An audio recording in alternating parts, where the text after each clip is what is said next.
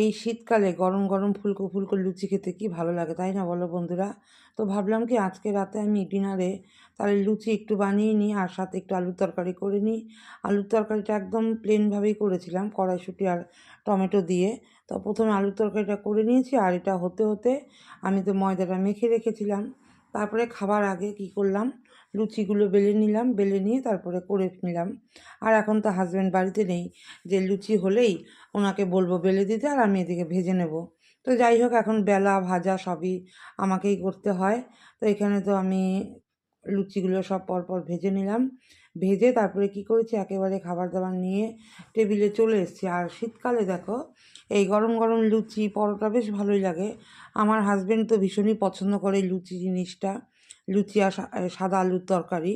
তো উনি আসলে অবশ্য করে দিই এই লুচি সাদা আলুর তরকারি। আর তারপরে দেখো গরম